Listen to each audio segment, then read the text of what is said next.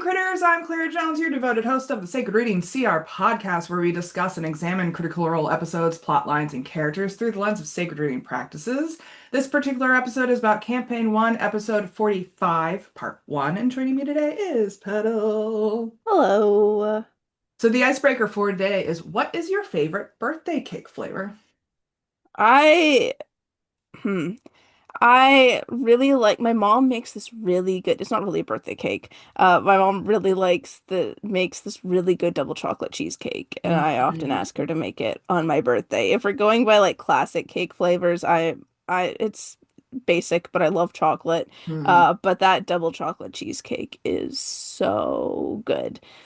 Yeah, I mean, you can't really go wrong with chocolate, honestly. Like, I don't understand people who don't like chocolate. Yeah. My step grandmother used to make a chocolate cream loaf that was really Ooh. interesting. Like it wasn't in a pie pan, it was in a loaf pan, but the whole thing was just like chocolate creamy layered goodness and Oh, that sounds so good. it was incredible. But I have to say that my favorite cake is an opera cream chocolate cake. So that's using like opera cream frosting on a chocolate cake base. However, I have not been able to find a vegan version of it since I've gone Oh. vegan. And so that's on my to-do list is trying to figure out if I can hack that at home and be like, can I make my own version of that? Because that is like literally to die for. Yeah, that sounds so good. Yeah, yeah. I've been experimenting with cake flavors. We were talking about this before we were recording, but I'm getting more and more into baking. And last time I experimented, I did like a apple cider cake, but Ooh. it needed more to it. It wasn't flavorful enough, but the like, I got the texture right of it. It was just the flavor that needed to be turned up a little bit. So Nice. I'll be That experimenting. I love like apple flavored baking. My middle sibling does a lot of baking, and they've before made these like apple and cinnamon cookies, and they Mm, were so good. yeah, yeah, yeah. I'm known for my lemon bar cookies. So I've been Nice. trying to make some of those as well. I mean, I could eat them all day, every day, honestly, which is a problem. Hmm. It's why I probably haven't made them. So fair. Well, please join us as we embark on this exciting adventure in story analysis and self-reflection in order to deepen our understanding of ourselves and the world around us. As always, we love hearing your own insights and stories as well. So please comment, like, subscribe below. And ready? All right, let's dive in.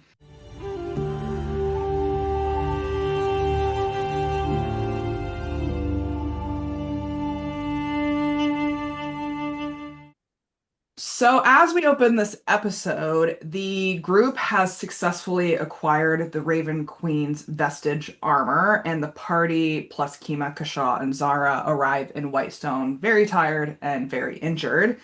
There seems to be normal goings on in the city. There's not really much that they see, but Kima is upset to learn that Alora went to Westron, but the group convinces her to wait a few days before pursuing her there, and so Kima goes to find a tavern instead. The rest of the group heads to the castle where Keeper Yenin is meeting with one of the farming council members. The party gives him the black crystal and the armor from the tomb to identify, and Vex mentions that it was specifically a trap that Percy set off that killed her, not the armor. And Vax is startled because he hadn't known that since he was in the chasm helping Kima when the whole thing went down. Yenin is able to tell some of the properties of the armor, which Vex takes for now. The black crystal on the chain proves to be a magical amulet capable of holding a living creature, and there is currently one inside of it, although he can tell nothing of what it might be. Scanlan takes it for now, after a lot of argument about whether or not they should even release it. But Vex remembers that in the book she read about the Raven Queen, it spoke of the previous champion keeping with him an ally, the dangerous and respected Galdric. So they decide to release the creature later in the in a safe place away from Whitestone to see what it is. Percy takes Vax aside and admits he did set off the trap that killed Vex because he had a careless moment, and he's very glad that she's alive because he doesn't think he could have lived with himself if she weren't. Vax asks Percy if he could do him a favor, and in the future, if there's something that Percy desires inside of a box, to check with him or his sister first. Percy readily agrees, and Vax in turn apologizes to Percy because everyone makes mistakes, but then he punches him in the face. Percy takes it, and Vax wishes him good night. Percy goes off to tinker and replenish his ammunition supply while Keyleth and Vex go find Kima. Keyleth casts Scry to find Allura and Drake Thunderbrand safe in the ruins of the Cobalt Reserve in Westrun. She also sees a lot of corpses dissolved by acid in the streets of the city and a black dragon flying overhead toward the nearby Gat Shadow Mountain. Keyleth confirms that they are alive to Kima and Vex, explaining that the reserve is in ruins. She mentions the Black Dragon, and both Vex and Keyleth explain to Kima that not many of the people had been saved from Amon, but two council members stayed there to look for survivors. When Kima realizes that it was Thordak who had attacked Amon, she goes outside to absorb the information. She seems very disturbed by it. Vex then point blank asks Keyleth what happened in the sunken tomb, and very, very reluctantly, Keyleth tells her that Vax offered the Raven Queen his life instead of Vex's. So Vex thanks her and leaves, and Keyleth stays behind and cries. Meanwhile, Scanlan and Grog are trying to figure out what to do. Grog tells Scanlan he needs to go boom boom, and they find an outhouse for him. While Scanlan stands outside and plays his harmonica, Grog takes Craven Edge out inside the outhouse and he focuses, hearing a voice saying, "You fed me well." Grog asks the sword if it has feelings and whether it hurt them when Earthbreaker Groom called it a dark weapon. Craven Edge sighs heavily and Grog runs his thumb along the blade to satisfy it, then asks what it gets out of this arrangement. The response is, "There is no feeling more terrifying than hunger, and I hunger forever. You help satiate that hunger. That is our arrangement. I give you the strength of those that you cut down, and I feed upon them." Grog asks if Craven Edge can ever get full, and the sword says it hasn't been before, but thinks that Grog could be the one to do it. Grog admits that the sword is unsettling, but likes the way that the sword cuts people open, and he tells it that they'll continue the conversation another time when he's not in an outhouse. He finishes his business and leaves the outhouse, and Scanlan asks if he's okay because he heard him talking to himself about being full, and Grog reassures him that it's fine and they had to go grab some food. Percy successfully creates an explosive siege arrow plus a bunch of bullets for his guns, taking all of the evening to do so, while Scanlan and Grog head to Jameson the painter's workshop to check on the progress of the painting that Scanlan had commissioned. It is finished. It is a landscape of rolling hills, trees, and a mountainscape in the distance with magnificent lighting. Atop the fantastic green hilltop, there is a fine steed rising up, hooves in the air, and atop it is Scanlan, shirt open, chest fuzzy and muscular. Behind him on the horse, clutching at his waist, is Pike, wearing long robes flowing behind with a long train. It is everything Scanlan hoped for. Overcome, Scanlan tips Jameson an additional 50 gold and promises to write him an epic poem and happily takes the painting back to Whitestone Castle.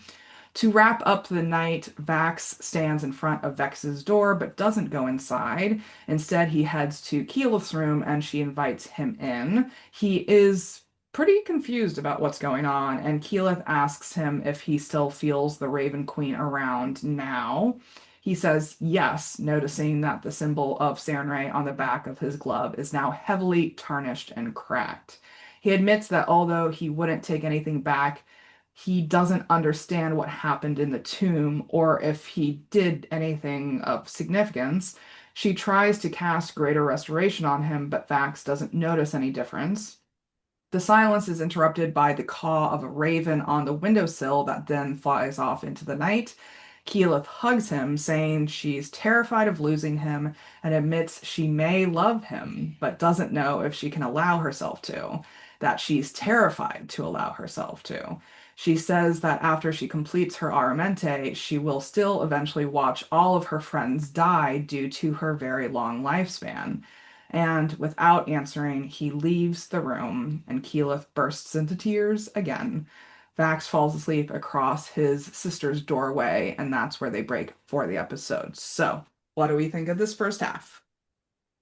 It's good. It's slow, but I feel like it's what was needed after the like intensity of everything with Vex's death. It's very much these like seeing how all the pieces settled once the crisis has passed. And it's like I'm particularly thinking my favorite part of this is probably the scene with Percy and Vax and Mm, that conversation and Vax punching Percy and it's just I just love that exploration of like emotion and guilt and like feelings towards one another of like how they're interacting with each other and it's so good.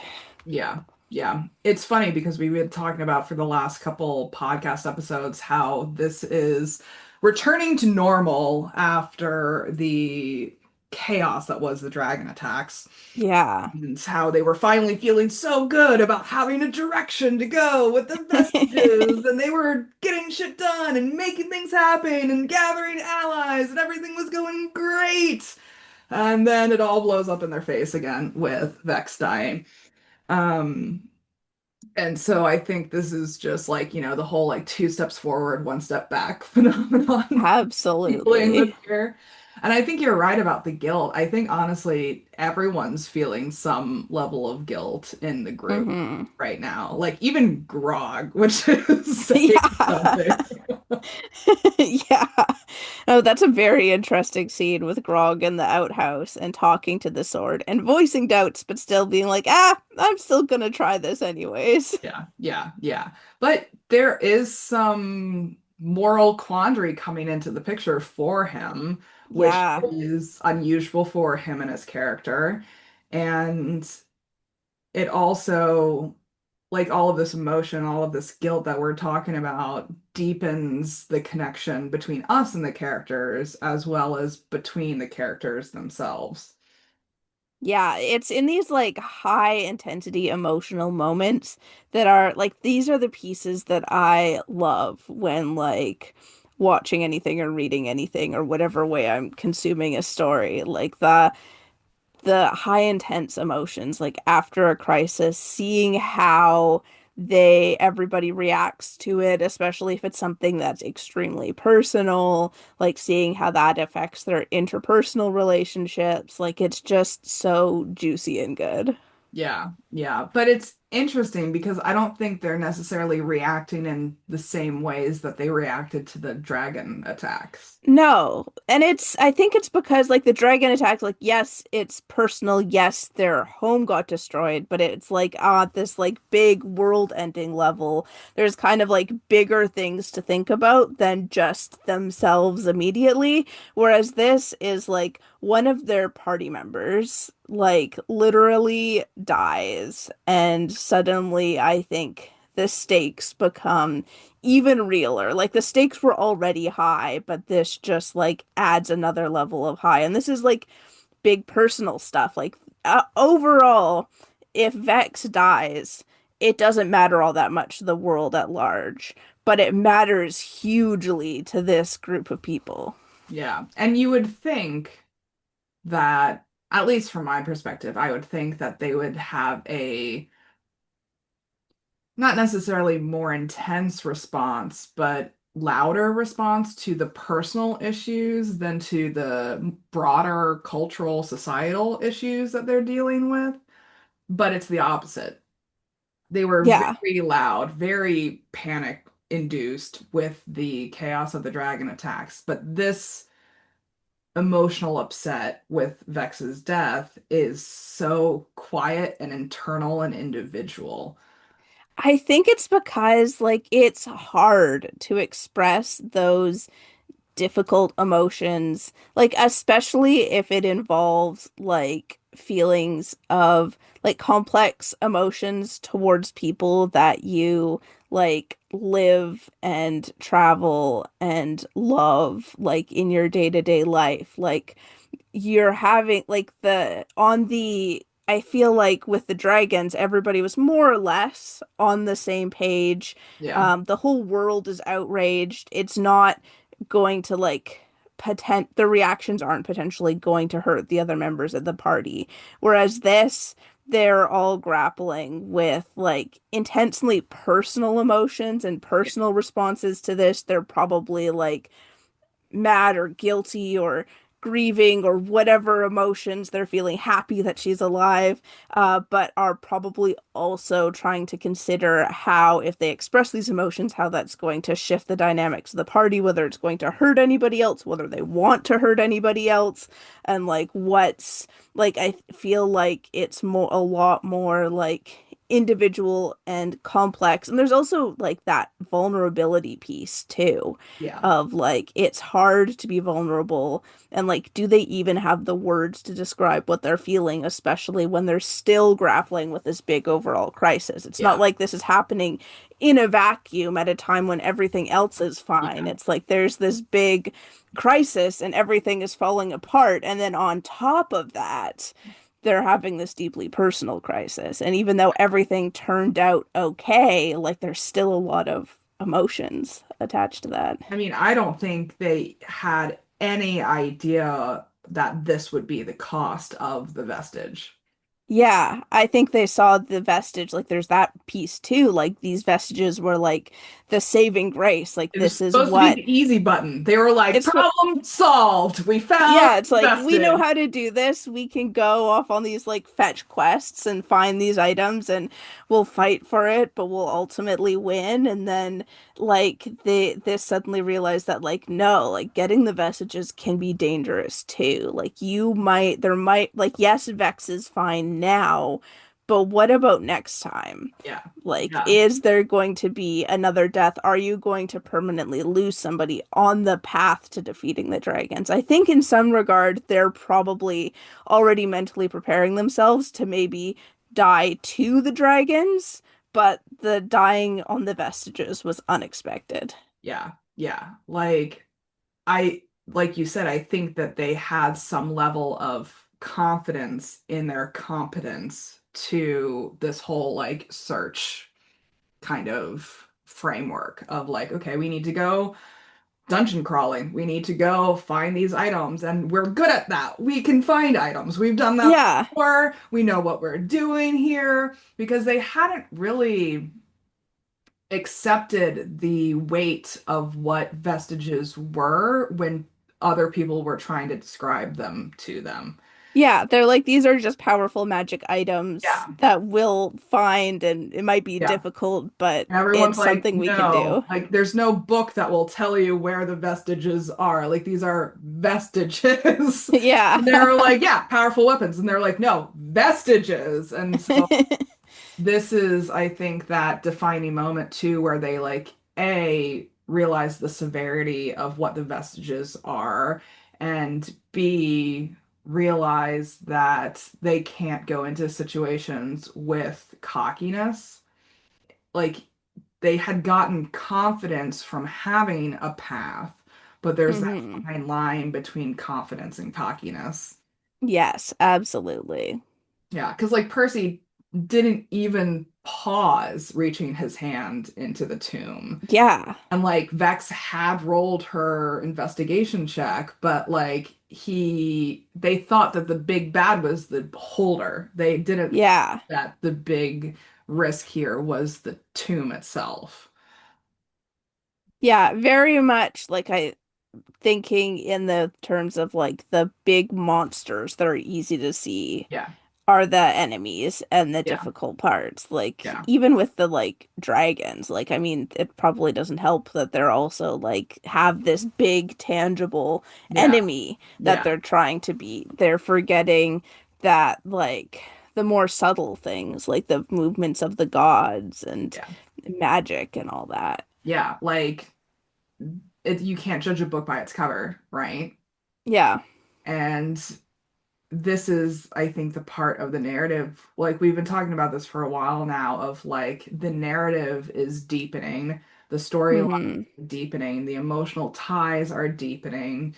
And I think this is also a chance for their wisdom in approaching problems to deepen as well, and not just treat it like Matt is purposefully setting this up as not a monster of the week framework anymore. Yeah. And I don't know if the players themselves have yet realized that. Yeah, there's definitely a shift in the deal that Vax made with the Raven Queen I and mean, all of that. emo Vax, this is the Yes. beginning. This is the The beginning. the fact that in that conversation with Keyleth, like just the moment with the Raven, like after that like conversation about trying to figure out like what the hell just happened, Yeah. like, and then the Raven is just like such a good little detail. And it's so ironic too that Vex dying is the impetus for Vax to almost detach from the sibling relationship too. Yeah. Because you would think that it would like because all of the other challenges up until now have strengthened the sibling relationship. Even the Hmm. dragon attack has strengthened the sibling relationship between them. But her dying and him making that offer puts a wedge in that relationship that wasn't intentionally put there, but just appeared on Yeah. its own. Yeah, and I wonder if part of that, like traps are Vax's thing. I wonder if part of that was because of Vex kind of like shifting a little bit more towards Percy Mm, and the development of that relationship. She made a choice with Percy and did something that Vax usually does. yeah. And so I think that is very telling Yeah. in that Yeah. moment. Yeah, because originally she had gone to the hole to help with Kima with Vax over there. Hmm. But then Percy started fucking around with the tomb and she was like, ooh, treasure.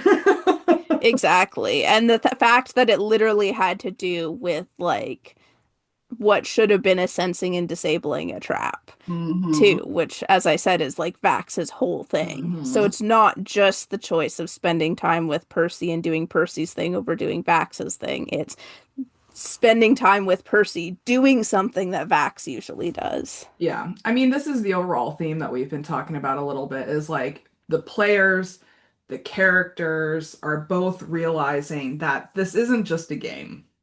Hmm. Like the players are realizing like me and Atlas were joking in the last one like they didn't even realize that it was or say that it was their 1 year anniversary until after the break in the previous episode. Like it wasn't Wow. emphasized at all, they weren't celebrating it at all, they weren't making it into a big deal at all, except after the break they were like, oh yeah, it's our 1 year anniversary, woo, and then they just like moved on.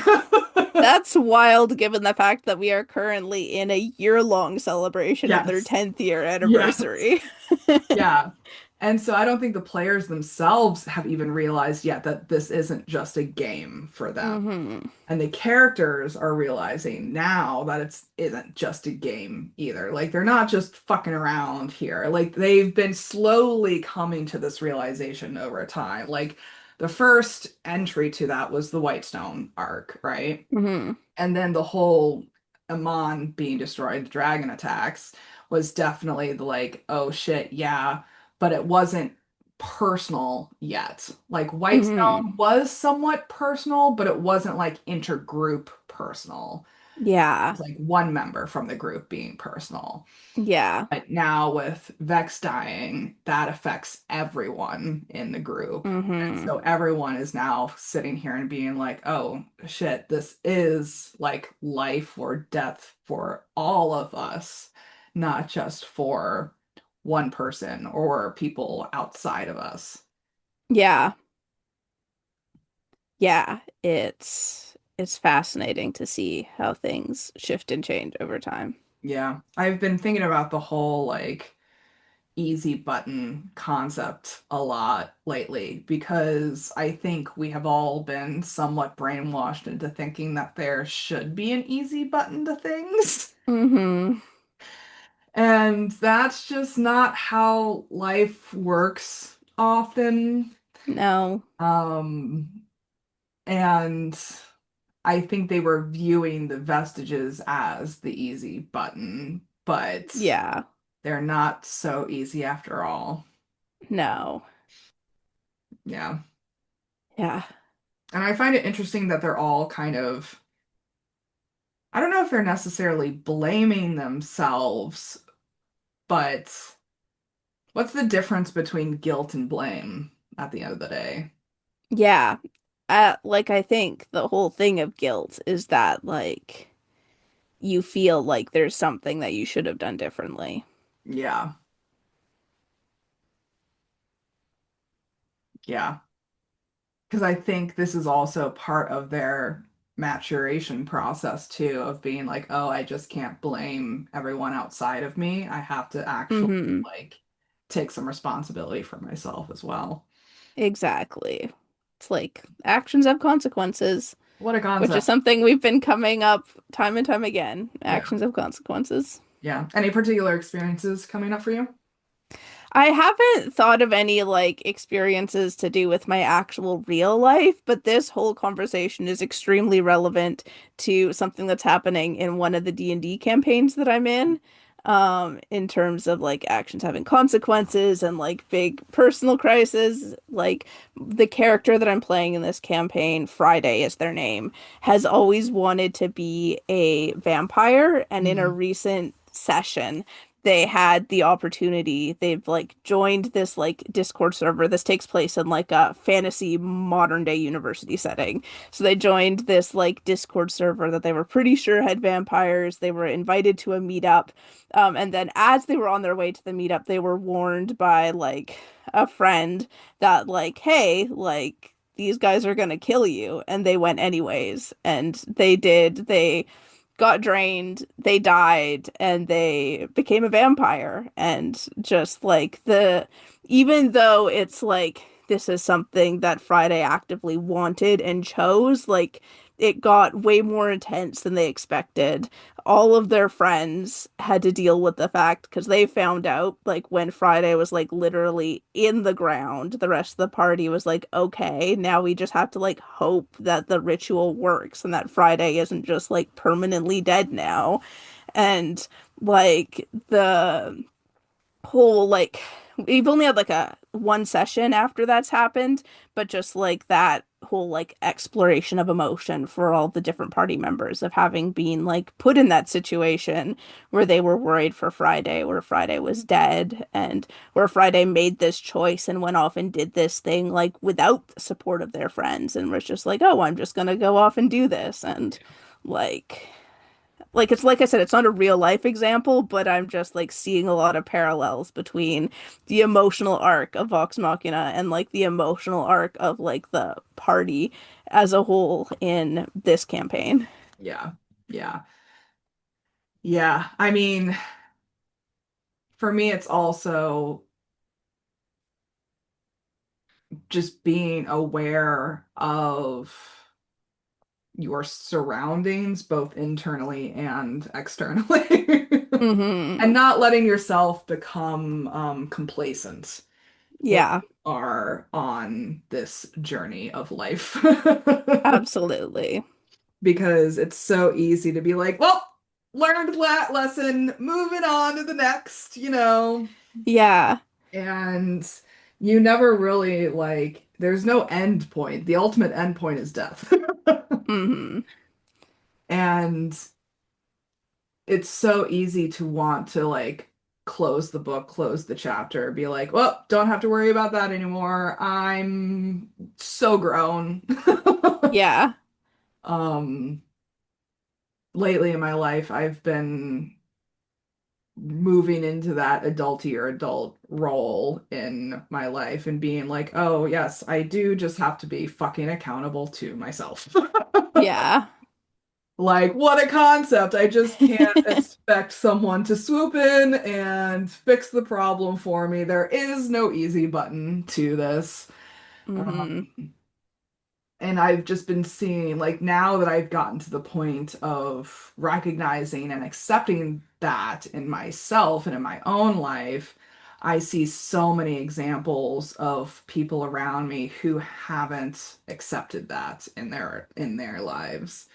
And so it's been really fascinating to watch people be like, you know, placing the blame externally or Hmm. looking for that easy button or abdicating because that's the easier choice to do instead of actually just stepping up and doing the hard thing.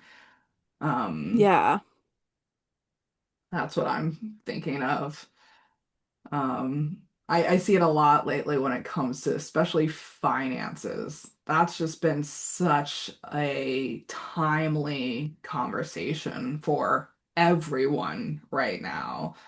Um, there's a lot of there are a lot of opinions coming out right now about the American economy. And it's pretty much being held together by toothpicks and scotch tape at the moment, and the AI stock bubble that we are in. Yeah. Um, I saw a number the other day that said that like over half of the economy spending right now is done by the top percentage of people, like net Yikes. worth people. Everyone who's not part of that top percentage is not paying their mortgages, not paying their car notes, not paying, like putting all of their stuff on credit card bills. Like credit card debt is now in the trillions for Americans. And we can blame external factors. Very validly, we can blame external factors for the situation that we're in. And I think that that is important to recognize that there are systemic and structural reasons for all of this going on. However, we do also need to own our own personal responsibilities when it comes to our finances and be like, okay, what can I actually do about this situation? I can't 100% abdicate and blame external factors. Maybe Hmm. it's 50-50, maybe it's 70-30. Who knows what the actual split is between personal responsibility and external responsibility for the situation that we're in. But we still need to accept some level of personal responsibility for our own financial situations. Hmm. Yeah. you know, and it is life and death for some people. It is. Yeah. And I think there's also a move for us to trust and invest in community support in these situations too, which is something that I don't think Vox Machina is necessarily doing at the moment No. either. They're not taking their internal struggles and going to each other with them. Like I think Vax tried to with Keyleth, Hmm. but it's not like they're having group therapy sessions. No, no. They're still very much each dealing with their own thing. And like even like Vax went to Keyleth, but Keyleth was like shared a little bit of what she's dealing with, but still is like very like the whole conversation was about how she's like, no, I'm not like I'm gonna keep myself closed off. Like I Yeah, don't think I can do this. Like, yeah, she was opening up, but she was opening up in a way of saying, like, this is why I yeah, can't. yeah, yeah. Which isn't And to say that she like has to get into a romantic relationship with like Vax, because nobody's obligated to get into a romantic relationship with anybody, but it's still like this bid for like connection yeah, and that's being this, refused. yeah, that's being refused. Like Kima's even doing it. Vex is Yeah, doing it. Grog is doing it. Scanlan's doing it, but it's not obvious yet. Like Percy's doing it. He just holed up in his workshop afterwards. Like yeah, we need some group therapy going on here. yeah. We need like what we're planning on doing in one of the next sessions of the campaign that I talked about. They need a day at a theme park. I mean, I don't even think they could enjoy the day at the theme park No, at this I point don't in think they time. could, They'd be but like like just the crying. metaphorical day Yeah, at the theme park. crying on the Ferris wheel. Um, yeah, and like, that's been part of my journey too, is also leaning into my community support system. Hmm. I've mentioned this before where I got rid of my car at the beginning of the year, and Hmm. I've been leaning into like asking people for rides. Like, what a concept. Yeah. Um, I think we all forget that we can do that sometimes. Hmm. Like we've gotten into this such like hyper independent culture often of like I drive my own car, I pay my own bills, I raise my own kids by myself, I work by myself, I make money by myself, I do all of these things by myself, and I'm independent and I'm self-sustaining, but that also leaves you very lonely It does. Yeah. and emotionally unfulfilled. Yeah. So, Absolutely. And generally overwhelmed because yeah, humans can't juggle all those things and be yeah. mentally okay if they're juggling all those things on their own. Yeah, yeah, yeah. I mean, it's even as small as another example in my life right now is my newer landlords who live above me decided to start a vegetable garden in the backyard this summer. Primarily tomatoes, cucumbers, and zucchini. And we just share food. And it's such like a bizarre concept these days to just like communally share things. Yeah. And like now I have a freezer full of tomato sauce that I can use throughout the fall and winter, and it's gonna be great. Um, but I think people forget that that's an option. Yeah. I think so too. Well, what are we gonna do about it? Well, I think I think this is just a, reminder to look to our communities to see what we can do to help out, but also to think of ways that we may be like holding back in being vulnerable and getting help. Yeah, And it's a give and take. You got to give to your community, but you can't just like give and give and give. Like, you have to also open yourself up and you have to get help yourself. Otherwise, you're gonna burn out. yeah, absolutely. Absolutely. Like it's supposed to be a two-way street. Hmm. Um, I'm wondering if it's almost like a remnant of the pandemic too, because we were Yeah. socially isolated and we were forced to be self-sufficient for the most. And also at that point in time, like that was the responsible thing to do. That was the Yeah. way we kept our community safe. Yeah. But like, yes, like I know like COVID is still real and people still need to be taking precautions and all of those sorts of things. But it's not healthy to live forever isolated from one another. Yeah. Gotta find ways to connect with that community. Yeah. Community trust has eroded for a variety of reasons. Yes. Um, and I think it's important to be a practicer of re-engaging community ties and Hmm. nurturing community ties from a place of wholeness ourselves as well. Yeah. Um, because like you said, you can't pour from an empty cup, right? No. I've done that before. I've been in like had very strong friendships where I gave and gave and gave and gave and gave and didn't get anything in return and that burned out and that fizzled out. Like, yeah. Yeah, I mean, I'm continuing to take steps of asking for help, accepting help, giving help, so on and so forth.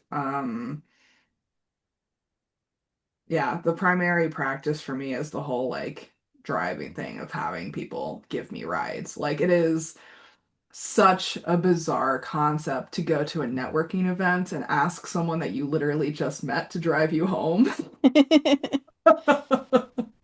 But they do it. Like it's hmm wild. Like, it's not even if they drive you all the way home, but like to the light rail station instead of Yeah. walk to the light rail station, that kind of stuff. It was really bizarre. I had an experience on Thursday. I recently got nominated and accepted to the alumni board for my college, and one of the other board members lives in my area. And we were trying to get together in person to connect and talk. But I had other plans for Thursday evening that I already had planned. And so they offered to drive me to those plans so Wow. that we could talk in the car on the way there. And I was like, you really don't have to do that. And they're like, no, we can talk. Like, we can have a good 20-25 minute talk while I'm driving you to the event. And they even offered to pick me up after the event was over. Wow. But they had kids flying into the airport, and so they needed to go pick them up. And I was like, yeah, you hmm don't need to drive me and pick me up. Like, Yeah. it's okay. But then someone at that event also drove me home. Nice. And so it's just like it was a great unplanned example of community support that hmm was a lovely positive reinforcement of this practice that I've Yeah. been engaged in. Mm, So I'm gonna try to lean into that more. I'm gonna try to also um I've also made a very conscious effort of being like, yeah, I'm working on paying off all of my debt this year, talking to people and all of the steps that I'm taking to do so, and that whole like vulnerability aspect Yeah. talking about earlier, because you do have to be vulnerable when you are asking for community support or um not even asking for community support, but connecting with people. You have to be vulnerable when you're connecting with people. Otherwise, there's a barrier to that connection. Yeah. That's the way that like relationships deepen. Yeah, yeah. It's a strength to be vulnerable, I think, in my opinion, versus Yeah. a weakness. But you also have to be steady in yourself to make sure that when you are vulnerable, it's not, you aren't setting yourself up for harm. Yeah. Absolutely. Well, It's complex. The world is complex. There's no easy answers. no, there's so much nuance, and I think that drives people crazy. Yeah. I feel like that's how we end like every episode. We're like, well, we talked about these things, but also there's nuance, there's balances, there's I mean, all it's these true. things. It's true. I like there's I don't know if I can ever stand on something and be like, this is the 100% right answer all of the time. Yeah, that's impossible. That's not how the world works. No, no. Um, so, audience, take care of yourself and put out those feelers, put out those open invitations for connection. I once heard that the cost of community is inconvenience because sometimes you are inconvenienced by the act of community. hmm But the pros often outweigh the cons. It's just Yeah. like we said, there's no situation where it's 100% pros. Yeah. There are always going to be cons connected to it. Yeah. It's just that Vox Machina thought the con was the beholder, not the tomb. Yeah. Not the tomb. Well, anything you want to add before we start wrapping up? No, I think I'm good. Well, per usual, this was another successful therapy session. Um, Audience, we definitely encourage you to share your own thoughts, feelings, insights, and stories with us as well. We'd love to know how episodes like these have impacted you in your own lives. Special thanks to Petal for joining me. It's been a pleasure. Yeah, thanks for having me. Next time, we'll be discussing Campaign 1, Episode 45, Part 2, and joining me again will be Petal, so I'm excited for that. As always, I'm looking for more co-hosts and guests, so if you're interested in nerding out with me, please do let me know. In the meantime, please comment, like, subscribe below. Check us out on Tumblr at Sacred Reading CR for all the juicy updates. And until next time, may all beings be peaceful, may all beings be free, and be the chaotic good you wish to see in the world. Take care, guys.